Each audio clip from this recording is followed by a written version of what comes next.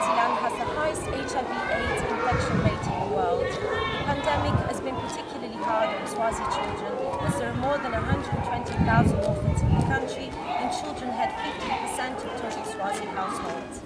These appalling figures are further accompanied by the burden of food insecurity. In other words, the lack of availability and access to sufficient, safe and nutritious food on a constant basis. Food insecurity leads to malnutrition, which in turn can aggravate and accelerate the development of AIDS. Therefore, it is imperative at this moment in time to meet the nutritional needs of the most vulnerable children, youths and HIV/AIDS affected households. As assessed in an independent study conducted here in Swaziland in 2011 by my partner and I, school gardens greatly contribute to fighting food insecurity. As evident in the very name, school gardening implies the presence of a garden on school premises within which children and youths can grow additional amounts of nutritious food throughout the year. The produce is used and fundamental for supplementing school meals and/or is given to the students to be taken home. Research findings also proved other benefits deriving from school gardens. The knowledge and skills gained by the children whilst working on the garden are subsequently transferred to their households, motivating the community as a whole to have homegrown gardens, thus a more diverse and a healthier diet. Garden-based learning enables highly vulnerable individuals to develop life skills such as decision-making and entrepreneurial abilities, which in turn can lead to greater future employment opportunities and the possibility of being self-sufficient in a time of need. In response to the crucial need of safe and nutritious food for OVCs, an 11th-month pilot project, the Orphan Feeding Scheme, was launched in September 2012, which involves the creation of a school garden in 2 primary schools, Lamgabi and Nkalangani Primary, and 2 high schools, Sigangani and Isukumili High, in the Hoho region. The produce, management, and setting up of the garden are primarily for the benefit of a select group of orphan and vulnerable pupils. My name is Edison Koza. I'm based at the School's Agriculture Panel Center at Laladin, just opposite Exams Council. I work as a regional inspector of schools agriculture in the whole region. Coming to the project that Valentino and Sofia are working on, I would say I'm humbled and privileged to be actually involved or associated with this project, and working with Sofia and Valentino has really been an inspiration to me. In fact, the project wouldn't have come at a better time than now in the country, when we are actually experiencing economical problems. We're experiencing serious problems with the HIV pandemic, and because of all these problems I've just stated, I think this project will actually make a great deal in terms of impact as far as development is concerned in the country, as it is known that the HIV AIDS impact is really eating onto our economy. So this project, since it addresses especially the problem of hunger among kids in the schools, especially those which are underprivileged, will actually help to ensure that those young ones are actually given a chance to develop physiologically well and also be able to contribute to the economy of the country. It will ensure that the opportunistic what called diseases which normally occur with those who are HIV positive, actually their impact is minimized, and thus enabling these kids to benefit as much as possible from the academic work they are expected to benefit from in the schools. The OFS constitutes a practical feasibility assessment to understand how, given the different variables of the schools, school gardens as a means of ensuring food availability for the most vulnerable can be sustainable and work on a long-term basis. The beneficiaries are guaranteed access to a variety of nutritious food through the school gardens, including during school holidays. The produce generated when in the presence of a surplus will contribute to school feeding and be donated to a neighbourhood care point. The fundamental ideal which this project hinges on is for the ownership and responsibility of the garden to fall solely upon the children and youth involved in project activities. Lastly, the sustainability of the garden through the use of permaculture and low-cost methods and inputs is a key principle characterizing the OFS. The project has procured and supplied the schools with seeds, basic garden tools, infrastructure in the form of a 5,000-litre water tank and piping to conduct rainwater harvesting.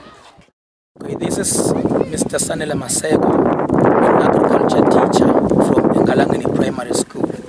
It is a community school. It was built by parents a long time ago. Most of the community members were taking part in this project, mainly to cater for the needs of the learners, because most of the schools were very far away from the communities. Most of the community members are very poor. Most of them are unemployed, and because they are unemployed, it means that therefore they are lacking in financial muscle. So most of these kids, because of the background of their families, they are very poor and vulnerable. The school has an enrollment of 250 pupils. Of these pupils, 97% are orphaned and vulnerable. With this fact, it means therefore that it is a challenge to the teachers as well as to the parents to ensure that there is quality education, because these learners, they are coming from this disadvantaged background. Now, with this project that has just been introduced, now we see that it has been very helpful in a number of ways. Of these orphaned and vulnerable pupils, we chose 25 pupils based on the extent of learning as well as the distance that they have to go when they have to work in this project. These 25 pupils mainly composed of those that do not have both parents, the mother and the father. I used to go to the garden after school and do the job that is needed to be done, like digging, planting and watering. During the holidays, we choose people that stay near the school to look after the garden, because some of us stay away to the school. So the garden, when we come back, we find the garden that are still in good condition, which means the people who were chosen did their job very well.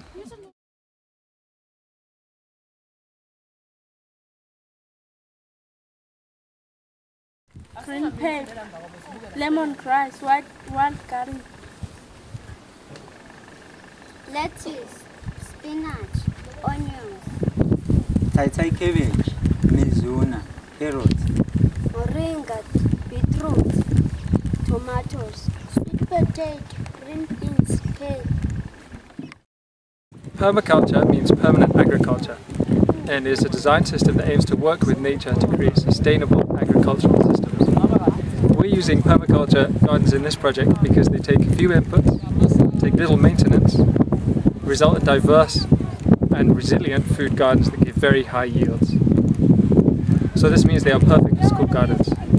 But by far the best way to understand what permaculture is to see it in action. So let's go and have a look around the garden. So one of the principles of permaculture is to start small. Following this principle, we decided to start the garden with an area of 20 meters by 20 meters. If the project is successful, then we can expand this area. So another factor we decided on was to make the plants communal instead of giving individual students individual plants. We did this because we feel it creates a sense of ownership, responsibility and community that's shared between the whole group. So looking around a permaculture garden, one of the things you may notice is that the ground is always covered. In this garden we've used grass and newspaper to cover the soil, as you can see here. This technique is called mulching, and it's one of the most important techniques in permaculture.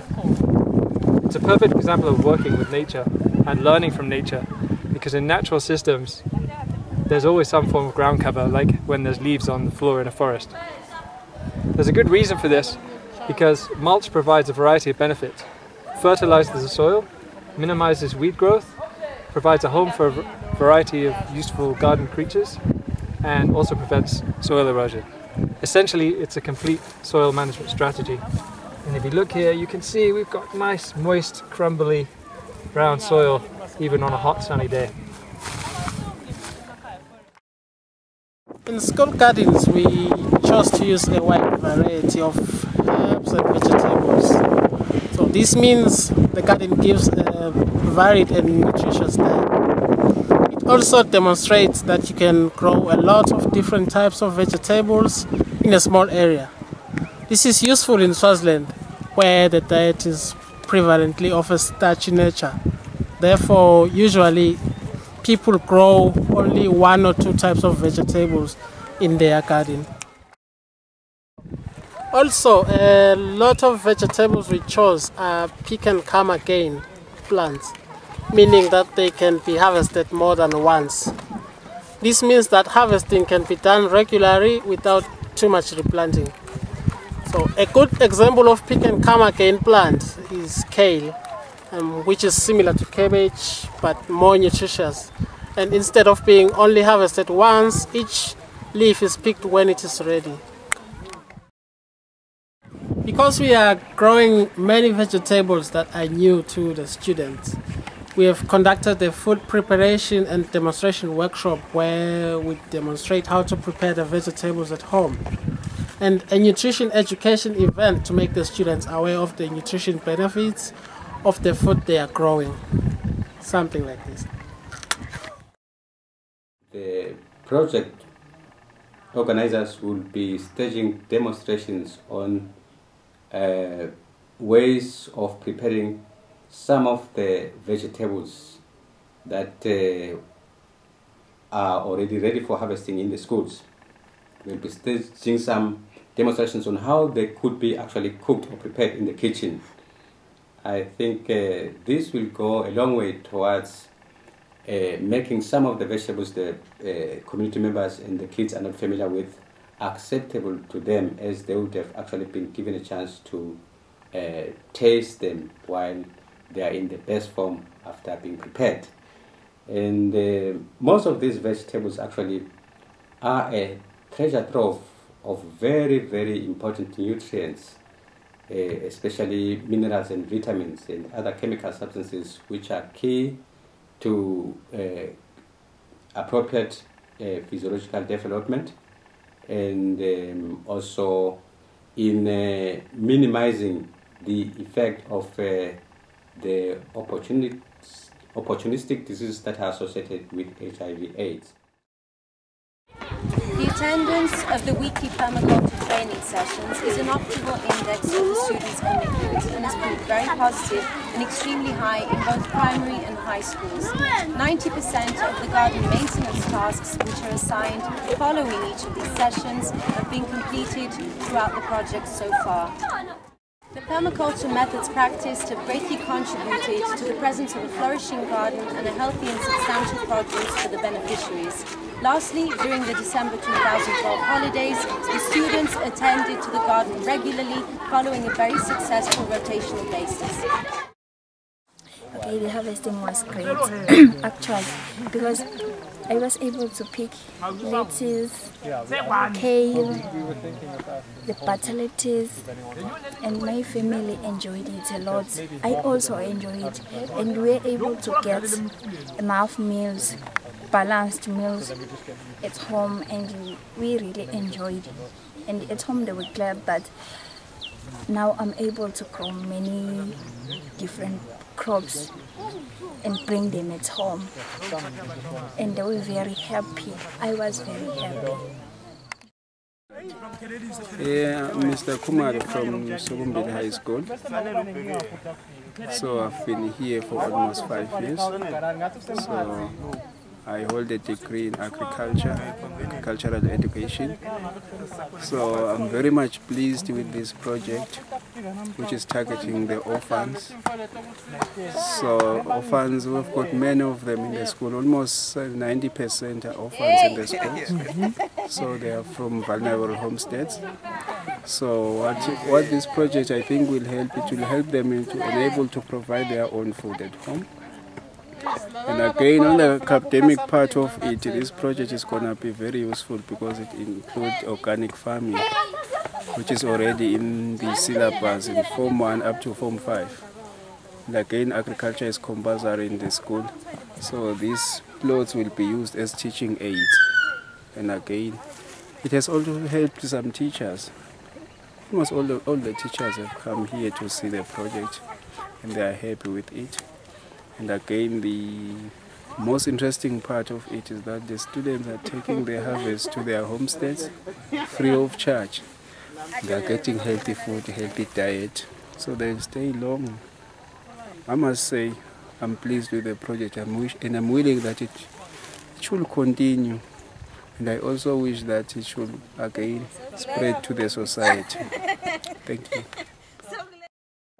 There are a number of benefits that we have seen since we started working with the kids in this permaculture project. There are a number of skills. First of all, there are a number of skills that the learners have acquired.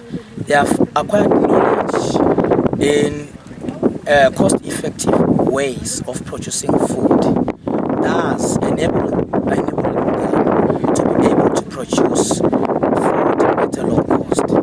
We believe that at the end of this project, they will be able to produce food on their own, seeing that it's low, it costs for less money. The teachers are the main beneficiaries also, because it is very disheartening for the teachers to teach a child who is hungry. Now with this project, the learners have been able to get food. Some of this food they take it home to cook, and as well the family members, they share on this food. One thing I like about this project is that the approach in its planning, in its development, implementation, organization, and monitoring and evaluation, it's very scientific, which guarantees its success, in its what you call life. Since we started working together, I've witnessed a great deal of commitment from the technicians and also from the ladies involved, and this has been really encouraging to me. And the fact that this project actually has all the elements of sustainability inculcated in it makes me even wish I could be more and more involved in its implementation. This kind of project actually, which Sophia and Valentino are engaged in, is not very new in the schools. We've been trying to do it over the years, but without much success as far as sustainability is concerned. Some schools will start, and after some time, the project will just perish up or disappear. But this time around, I've just realized that the element of sustainability has been really taken care of. In what way? One, by starting small, because in most cases we tend to bite more than we can chew when introducing projects.